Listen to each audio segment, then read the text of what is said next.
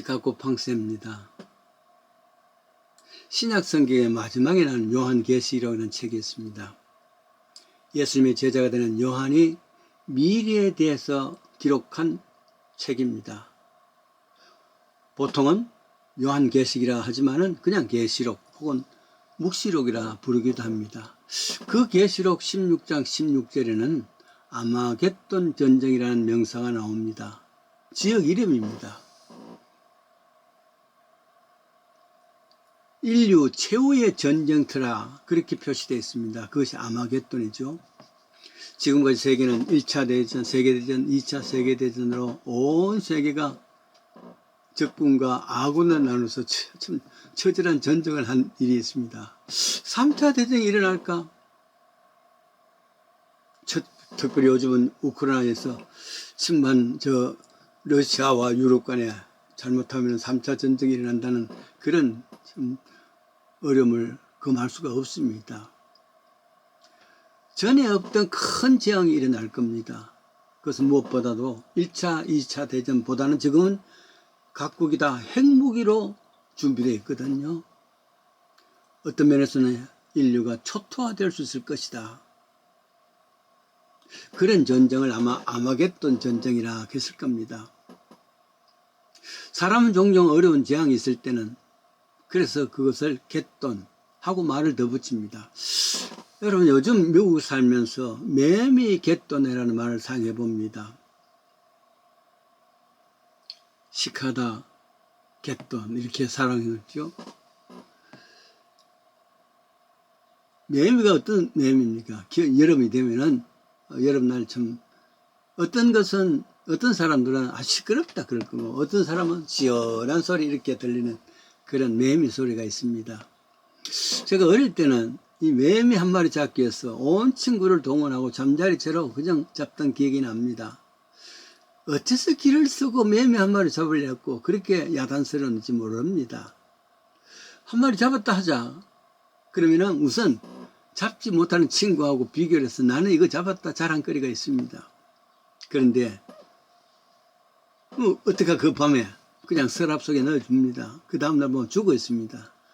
그런데 왜 잡으려 했는지 모릅니다.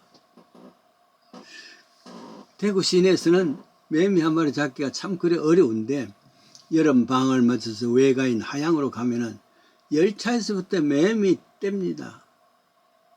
당시 열차에는 에어컨이 없지 않습니까? 그래서 칙칙폭폭 갈 때는 문을 다 열어놓고 가는데 저 동천쯤 가면은 반야일쯤 가면은 많은 사과나무가 있습니다. 그 사과나무에 붙어있던 매미들이 객차로 막 올라오는 것이죠.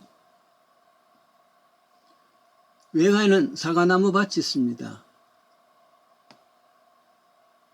그렇게 귀하던 매미가 나무에 주렁주렁 손으로 잡습니다.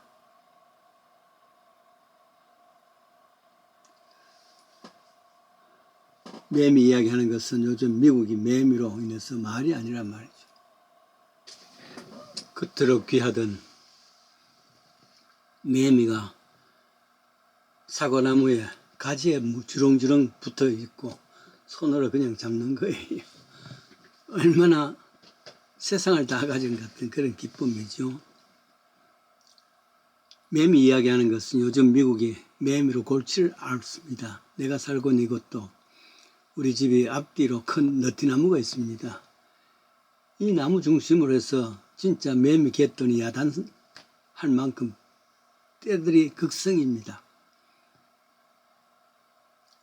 나무 덩어리는 다닥다닥 그대로 껍데기가 붙어 있고 밑에는 매미 시체로 가득 산을 이루었습니다. 미국에서 220년 만에 매미 떼랍니다. 7년 혹은 15년을 땅속에서 애벌레로 있다가 지상으로 올라와서 허물을 벗고 한 두어 주간 맴맴 소리를 내다가 죽는답니다. 헤아릴 수 없는 수십만 참 그것을 보면서 구약 성경 출애굽기를 기억했습니다. 8장부터 나오는 재앙이 있지 않습니까? 10가지 재앙 중에서 그 가운데는 개구리 떼가 있고 이떼가 있고 파리떼가 있고 메뚜기 떼가 있고 온통 그것이 애굽에 더듬었을 때 이런 질문이 가능한 거지요. 이번 매미 때를 생각하면서 그게 가능하겠구나. 더더욱이나 하나님께서 자연을 다스리시는 분인데 그분은 지금의 그 매미 때, 매미 갯던 정도가 아니라 그보다 더 큰 때를 만들 수 있다는 걸 생각하면서 과연 애굽 사람들이 얼마나 큰 재앙이 있을까 미루어 생각해 보았습니다. 근데 매미 입장에서는 종족 최고의 신명나는 일이 아니겠습니까? 그러니까 나와서 야단하였습니다. 이토록 종족이 한꺼번에 나와서 인간들의 교만에 일침을 가할 수 있다는 것, 그것이 어떤 면에서는 매매의 자부심입니다. 신명나는 일을 통해서 인간에게 일침을 줄 수 있다는 것, 그게 종족의 큰 자부심이란 말이죠. 보잘것없는 곤충을 통해서도 하나님이 신명나게 해주셨습니다. 보잘것없는 민족도 신명나게 하면 세상을 정복할 수 있다는 이치가 여기 나옵니다. 지난 6월 24일입니다. 6월 4일이죠. 아프리카 지방의 정상들이 48개국 정상들이 한국에서 모여서 공동선언도 하고 발표도 하고 이 정치하는 행사를 가졌는데 가만히 생각하면 참 탐복이란 말이죠. 아직은 물론 아프리카가 미개발 지역이기도 합니다만은 그렇다고 해서 가령 미국이 중국이 주최하는 아프리카 모임이라 그러면은 그게 가능할 수 있습니다. 근데 한국입니다. 조그마한 나라, 인구도 1000만도 안 되고 6.25 전쟁으로 가장 가난했던 나라가 70년 만에 아프리카 정상들을 모여라 했을 때에 48개국 정상들이 모였다는 것 자체가 한국 사람의 신명나는 일 아니겠습니까? 그 의미에서 한국 사람들도 민족성 가운데 말이죠. 신명나게 해주면은 물불을 가리지 않고 열심을 한다. 그래서 흥행도 따른다. 지도자들이 백성들에게 신명나게 하는 일만 가질 수 있다면은 백성들은 물불을 가리지 않고 목표를 이루는 그런 민족이다. 가령 우리 IMF 때 기억하십시오. 전국적으로 금모으기를 할 때 야단스럽지 않습니까? 그러니까 멍석만 잘 깔아주면 백성들은 신명나게 하기 시작한단 말이죠. 2002년도에 월드컵이 있었습니다만 그때까지 월드컵에서 한 번도 이기지 못했습니다. 그런데 한국이 4강까지 갔잖아요. 한국인들의 성품이 이런 일에 신명나는 일에 폭발적인 에너지를 발휘할 수 있는 민족이다 생각납니다. 신명난다 하는 그 뜻은 굿한다 그 말입니다. 굿한다는 것은 신내림을 당하는 겁니다.